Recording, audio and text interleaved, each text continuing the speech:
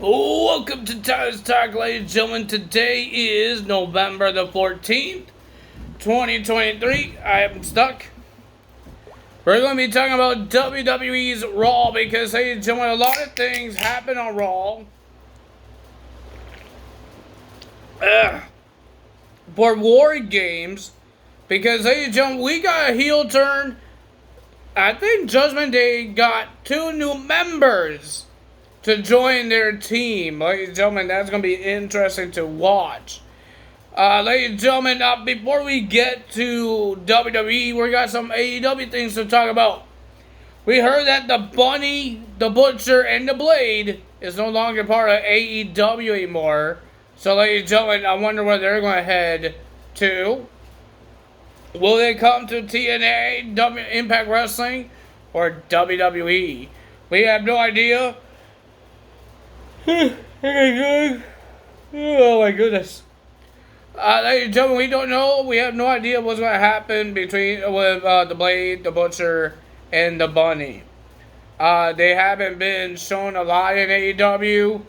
Maybe they could do something better in Impact Wrestling. Or maybe WWE could actually show what they could do. Because the Blade and the Bunny was in Impact Wrestling. They had great matches. Ali been a champion. Former Knockouts champion. So, yeah, I want to see what's going to happen there. So, yeah, we're going to find out. We heard that Carl Anderson had another baby. But that's why we haven't seen him around in SmackDown. And because Luke Gallows he's injured. Congrats to Mr. Carl Anderson for having another baby, and his wife as well. So Monday Night Raw started off with Cody Rhodes, and he wants to talk about War Games and all the other things that he wants to do, and he brings out his team: Seth Rollins, Jey Uso, and Sami Zayn. And Cody Rhodes, he could be nice with Sami and Jey Uso, but not with Seth Rollins because they had their history. But ladies and gentlemen, they didn't really get to talk because Judgment Day came out. They had some words to say. And then, ladies and gentlemen, everybody had words to say except for Seth Rollins. Rollins is done talking. He wants to fight. He's ready to fight. Sami's ready to fight. And he says he issued a challenge to JD and Dominic Mysterio. But ladies and gentlemen, the interesting thing here for this segment is that Cody Rhodes is trying to find who's the boss.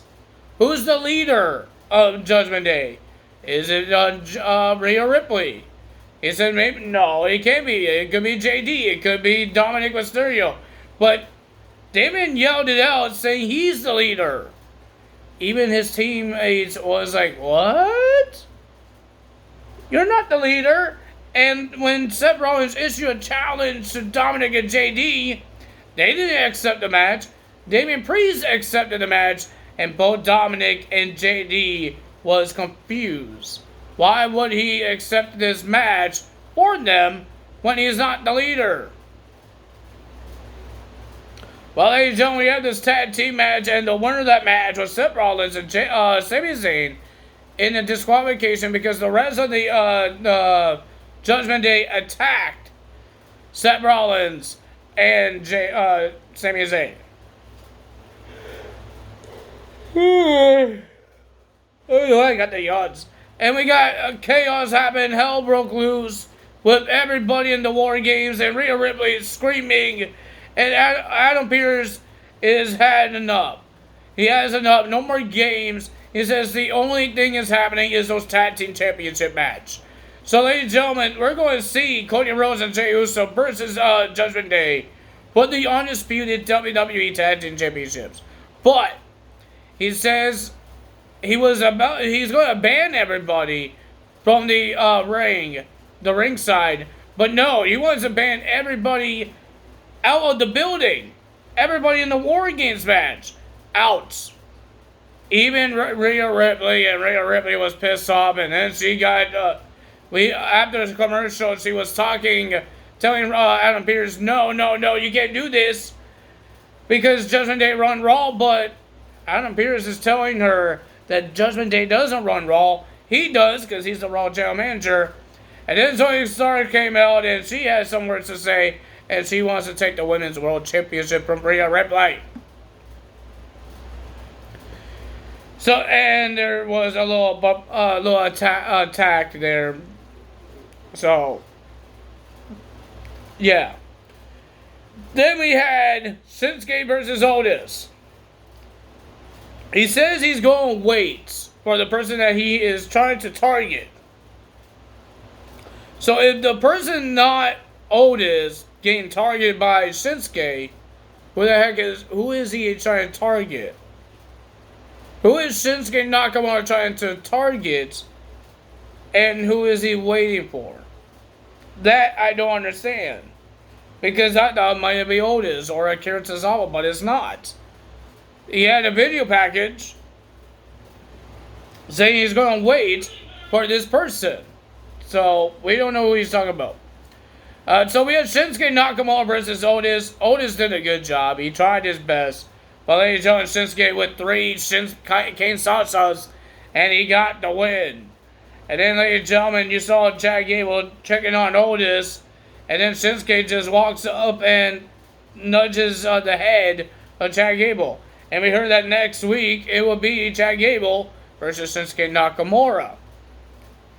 And then we had Tegan Nox versus Piper Niven. And ladies and gentlemen, if Tegan Nox wins, beats Piper, she will get Chelsea Green and shut her up. Well, ladies and gentlemen, it was an okay match. Not bad. It was a little slow. But ladies and gentlemen, the winner of that match was Tegan Nox. Natalya got herself involved, and Chelsea Green got herself involved. But Tegan Nox gets the win, and she gets Chelsea Green. So we might have a new duo of the women's tag team. Ivy Nile and Maxine Dupree. Because the rest of the guys were yelling at each other, talking about the tag team and celebrating some reason, I guess. And they comment each other about the Battle Royal. They did well and all that stuff, and they might go for the tag titles. I have no idea. And Akira Tozawa did the nasty dance. I don't know why is it called nasty. Why is it called nasty? Then we had Ludwig Kaiser versus Tommaso Ciampa in the match. It was a pretty decent match for both of these guys. But ladies and gentlemen, Giovanni Bacchini got himself ejected to be out of the ring, to get banned from ringside from the referee because he helped Ludwig. He helped Ludwig, and the referee saw it, and he just kicked him out. But ladies and gentlemen, after the minutes, when Ludwig was about to lose,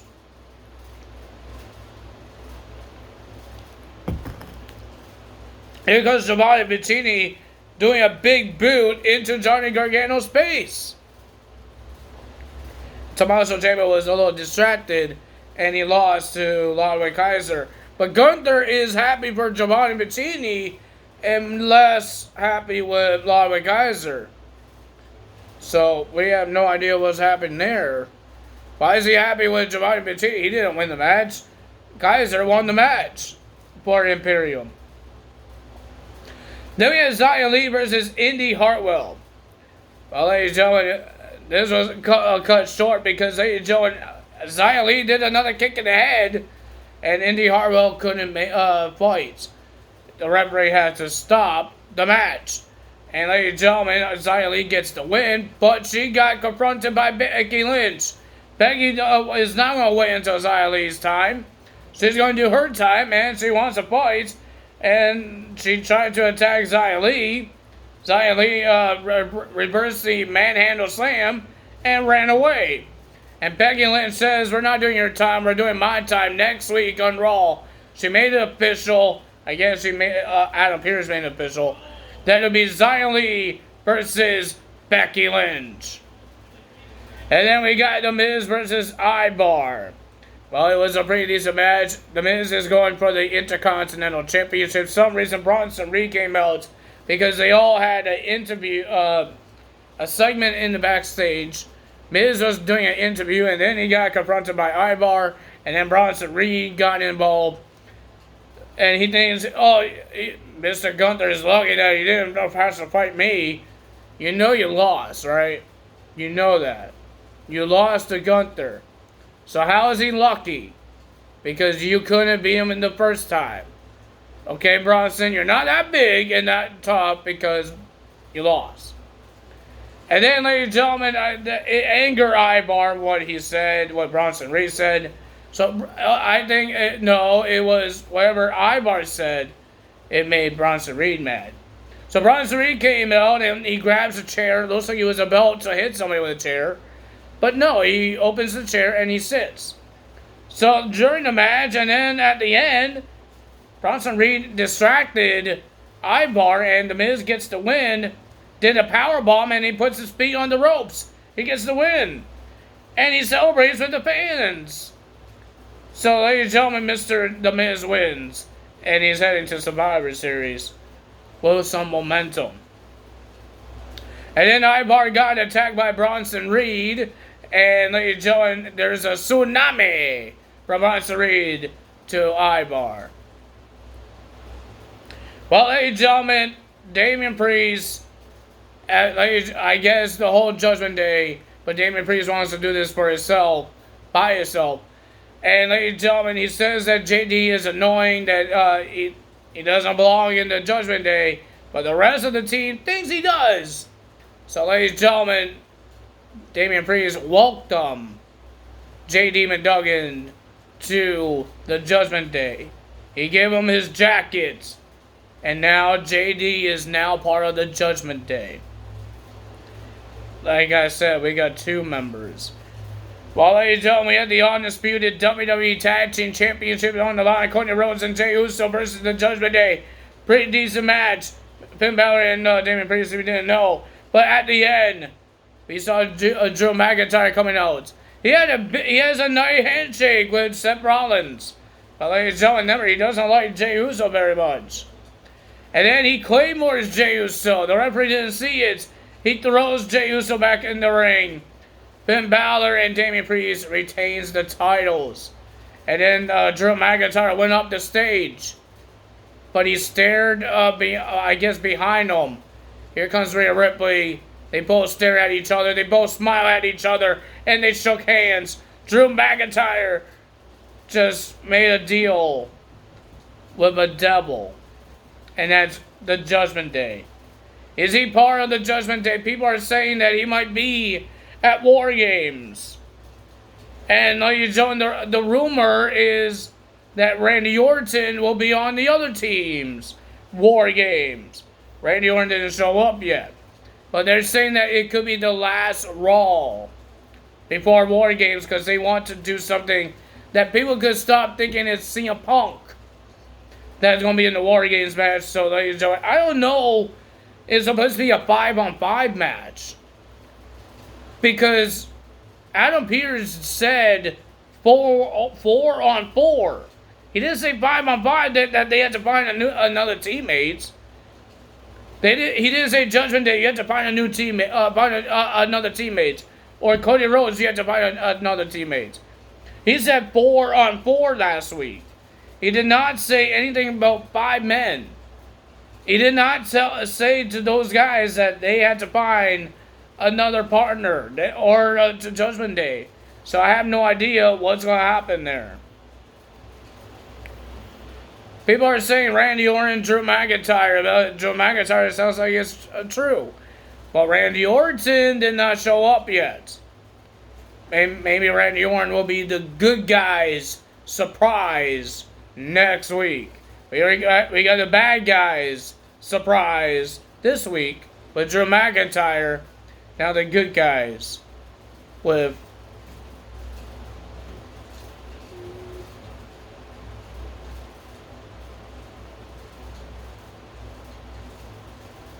my fans making weird noises. Ladies and gentlemen, but if you guys enjoyed this video, Hit the like button, leave a comment below, hit the subscribe button, hit that notification bell. I don't know what's going to happen at War Games. Technically, they only have 3 matches at War Games, and War Games is supposed to be next week on Saturday, and nothing is happening. There's only 3 matches. There's the War Games match, and there's 2 championship matches. Where's the SmackDown matches? Like, I don't understand it. Where's the women's War Games? You have 1 more week. Well, maybe they still have Friday Night SmackDown this week, and next Monday Night Raw and Friday Night SmackDown. So they do have 3 more shows to make more matches for Survivor Series. So let's see what happens. I do want to see who Shinsuke wants to attack. Who is he targeting? People are saying CM Punk might be there for an open challenge. It sounds like they're telling the truth because it doesn't sound like it's somebody from the roster. Because why would he not attack the person in the roster right now, Shinsuke? Why is it a surprise? Why is it some creepy message? I don't understand. It could be true. It could be true.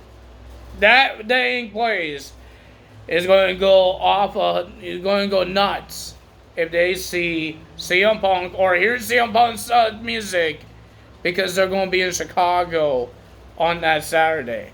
So it's going to be a loud one if CM Punk shows up. But if you guys enjoyed this video, you know what to do. Tell us out. I will see you guys on NXT. Interesting things are happening there. Something happening with Chase U. We have the Iron Survival Challenge qualified matches from, I believe, Lita, So, yeah, and I believe Trick Williams is in one of them with Mark Coppy or Joe Coppy. One of those guys. So, yeah, that's interesting to watch. And I believe Roxanne Perez is in one. I forget who she's facing. But, yeah, let's get to it. That's all for me today. Tell us out. See you guys tomorrow. Bye!